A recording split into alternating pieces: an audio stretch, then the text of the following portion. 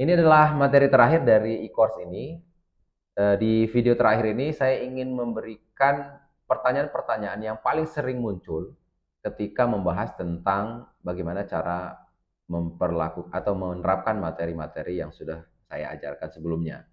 Oke, kita langsung saja ke pertanyaan yang pertama.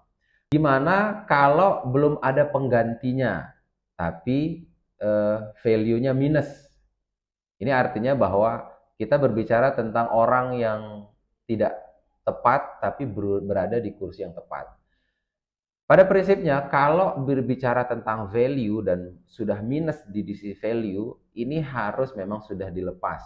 Jangan menjadikan belum ada pengganti menjadi alasan kita untuk menunda pelanggaran-pelanggaran terhadap value. Karena ini akan merusak kultur dan budaya perusahaan. Misalkan Anda punya value bisa dipercaya, tapi ada satu orang di tim Anda itu yang tidak bisa dipercaya. Walaupun performance-nya bagus, walaupun dia menghasilkan omset yang besar, itu hanya akan menjadi jangka pendek saja. Dalam jangka panjang, dia akan bisa merusak tim-tim yang lain, teman-teman yang lain, dan merusak budaya perusahaan Anda secara inti, karena ini berbicara tentang value. Pertanyaan kedua, bagaimana misalkan kita punya tim kecil, tapi satu orang itu akhirnya memegang dua kursi yang berbeda? Jawabannya adalah boleh, tapi hanya untuk sementara waktu. Evaluasi harus tetap dilakukan setiap bulan sampai akhirnya menemukan orang yang tepat untuk mengisi posisi yang tadi yang double tersebut.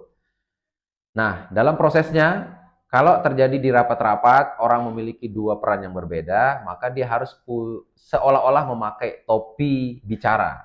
Ketika misalkan ada satu orang punya posisi kepala bagian marketing dan sekaligus menjadi kepala bagian research and development misalkan, maka ketika dia ngomongin tentang marketing, dia harus berbicara seolah-olah memakai topi kepala marketing. Ketika dia bicara tentang riset atau pengembangan development, maka dia harus memakai topi kepala bagian riset dan development. Kapan kita akan merevisi value? Menurut saya pribadi, kalau mau mengganti value minimal 90 hari atau 3 bulan.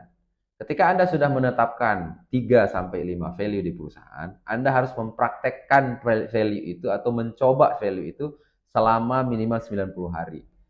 Nah, setelah 90 hari, Anda barulah mencoba untuk mengevaluasi ulang apakah value-value tersebut memang beneran value yang terjadi di perusahaan atau hanya slogan biasa saja yang hanya pemanis di perusahaan. Pertanyaan yang lain, bagaimana misalkan orang ini sebenarnya potensial, akan tetapi hari ini hasilnya jelek. Nah, keputusan itu harus berdasarkan hari ini. Ketika Anda menemukan orang-orang yang potensial tapi belum mencapai level di ambang batas, maka yang harus Anda lakukan adalah mengcoaching dia selama 30 hari dengan target yang terukur.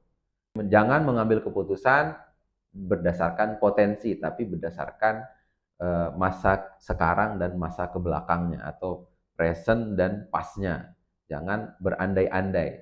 Ketika Anda ingin menentukan apakah orang ini layak apa enggak, ternyata Anda menemukan potensi, maka yang harus Anda lakukan adalah mengcoaching dia selama 30 hari ke depan. Pertanyaan berikutnya yang sering muncul adalah ketakutan-ketakutan. Bagaimana kalau misalkan nanti saya sebagai business owner dicap sebagai orang yang keras, saya merasa nggak enak terhadap tim, saya nggak bisa menghadapi tim karena saya merasa nggak enak hati. Solusinya adalah Anda harus menggunakan bahasa-bahasa yang netral dan juga mengedepankan bukti-bukti. Misal, standar untuk posisi A adalah B, C, dan D. Ini adalah standarisasi untuk tanggung jawab di posisi A. Selama 30 hari terakhir, kita mengevaluasi, ternyata ada bukti-bukti berupa X, Y, dan Z. Nah, ini membuat kita harus mengambil keputusan bahwa Anda harus dilepas dari tim. Kira-kira seperti itu, gambarkannya seperti itu. Ketika Anda bisa membuat atau memakai bahasa yang netral, tidak tendensius, dan mengedepankan fakta dan bukti, maka saya rasa Anda sudah berbuat adil sebagai seorang pemimpin. Intinya adalah ketika kita menerapkan semua e-course yang sudah kita pelajari ini, kita ingin berlaku secara adil, secara tegas, dan secara bermartabat. Pada akhirnya, Semua pelajaran yang kita pelajari di e-course ini ingin membuat Anda sebagai business leader atau business owner menjadi pemimpin yang berempati, karena ketegasan juga merupakan sebuah empati. Memecat orang bukan sebuah kejahatan, tapi bisa jadi itu adalah cara kita untuk bertumbuh, cara kita berempati terhadap orang yang kita pecat, terhadap tim-tim yang lainnya, bahkan mungkin terhadap diri kita sendiri.